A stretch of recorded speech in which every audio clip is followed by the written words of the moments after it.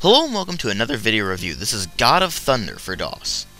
Now this game's a little bit difficult to classify in terms of really what genre it is, because it's got basically the top-down puzzle and action-adventure side of things, and it's also got some role-playing elements, and it's really just kind of all over the place. And so I can tend to term it as an action-adventure, but it's just a really strange mix of a bunch of different styles, and it ends up actually being a fairly unique game. Now, it was published in 1993 by Software Creations and developed by Adept Software, and it was only on DOS, and it's actually freeware now, so if you want, you can look in the video description box, and I'll have a link to the download if you want to play that. You will need DOSBox, though, in order to play it. Now, the graphics are fairly standard for 1993, and one thing that drives me nuts about that is the lack of perspective. It is a 2D top-down game, and there's really no perspective at all. Everything is very flat, so that kind of bothers me a little bit, but considering what time it's from, it doesn't really bother me too much. It would have been nice if they'd had some perspective, but they don't, so I can live with that, but still, it would have been nice if they'd had some perspective. Now, that said, the sprites are decent. They're not particularly well detailed. They're not horrible looking or anything. But sometimes they do blend in with the backgrounds, and so it's kind of hard to differentiate them from what you're trying to avoid and everything. It's kind of hard to see that sometimes. Now, overall, it's fairly easy to differentiate it once you're used to the art style and everything. But to pick it up, it's kind of hard, like especially with, say, the spiders. They really blend in with the cave backgrounds, so it's kind of hard to see them, and that's a little bit annoying. But overall, it's okay. Now, the animations are incredibly simple. They're basically 5-frame or less animations, and you end up, I think there might actually be 2 or 3-frame animations. They're very simple, and they do their job, and that's about all they need to do. As for the sound design, sound effects themselves are all digitized, and they're actually very well done. They're simultaneously, they work very well for they really just work well for this style of game. And the simple reason for that is, it's kind of a silly, cartoony style of game, and so you end up having this cartoony sound effect kind of thing, and it actually works really well. Same goes for the art style. It's kind of that cartoony feel to it, and it does work very well. Now, that said, there's some things in the sound design that could have been improved. I mean, like when you grunt for getting hit, it kind of sounds stupid. When you die, it sounds stupid too. I mean, it's meant to be over the top, but still, it does sound kind of stupid. And it would have been nice if they'd had more music. They have basically 2 or 3 tracks that play through the entire game, and it gets kind of annoying eventually. But that said, those tracks by themselves are actually fairly good. Especially the one that plays when you're on the overland and you're just walking around. It's got this nice adventure feel to it, and it really works very well.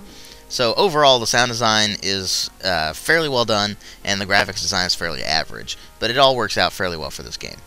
Now, the story of the game is heavily set in Norse mythology. You play as Thor, who is the Norse god of thunder, and you're sent by your father Odin with the magical hammer Mjolnir to stop Loki and his minions. Loki is the trickster god, and you have to stop him and win back Asgard for your father. And it's a fairly simple story. It gets the job done. That's really all it needs to do, actually. Because there's parts of this game that don't take itself seriously, and one of those is the narrative. It's kind of a silly narrative. A lot of the dialogue is spiked with little witty humor and little references here and there to different pop culture things. For instance, the bridge repairman makes a reference to Star Trek. He says, "Damn it, man, I'm a..." So something along the lines of, "Damn it, man, I'm a bridge repairman, not a dentist." And when you ask him to make like a tooth bridge or something like that, can't remember exactly what it was off the top of my head, but it's a very amusing little thing. And the game doesn't really take itself seriously in that regard. Where it does take itself seriously is the gameplay, which is kind of all over the place. It's a top-down action-adventure mixed with role-playing elements and puzzle solving. And it sounds like a weird combination, and it is, but it actually works out fairly well. First off, the action-adventure bit. You basically run around, you hit things with the hammer, and that's your action bit, where you're just annihilating your foes and all that kind of stuff. And you have to dodge traps and all that kind of... Well, traps, I say, more like monsters that are stationary and kill you in one hit. So, anyway. And you have to solve puzzles along the way to advance to different stages, the later stages in the game. and to survive in a lot of cases. I mean, there's a few here and there that you have to actually fiddle with things just to survive. And the puzzle-solving elements also work very well. It's kind of surprising. Now, some of the puzzles are a little bit irritating, but overall, it's fairly well designed. I mean, the puzzles never really get too infuriating that you're going to really stop and just sit there and rage quit and all that kind of stuff. They get to be frustrating at times, but they really never get that frustrating. Eventually, you figure out, hey, this is how you do it. That's what you got to do. And that's kind of how that goes. Then there's the RPG elements, which is basically, along the way, you will gain upgrades to your health, to your magic power, and different items that you can carry with you, and all that kind of stuff. And it's actually a neat little system. It works out pretty well, surprisingly. I mean, you'll get little upgrades to, say, your hammer, and you'll do more damage, and all that kind of stuff. And it's pretty cool. All these elements blend together for a pretty unique game. It actually plays very well. The problem is mostly in the puzzles, because, I mean, I said that they don't really get so frustrating that you'll rage quit or anything, but they're still fun. I mean, the whole game is still fun. It's just those puzzles might wear on you after a while, and you can't really end up playing it for hours on end, like a lot of other games, like, say, Legend of Zelda or something like that.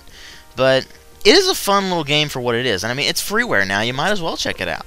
So, I'll put a link in the video description box for the freeware link if you want to check that out. It does require DOSBox, so if you want to play it, you'll have to use that.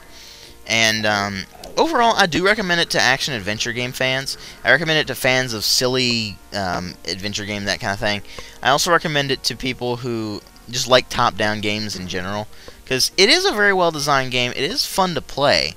And it doesn't really try to overstep its bounds. It knows exactly what it's doing, and it does that very well. What it doesn't do is, say, do the hyperbole route where where it tries to do way more than it really should. It never does that. It stays well within its boundaries. It works out very well, and I do recommend it to a lot of people. Now, if you're not a fan of this kind of game, don't bother with it.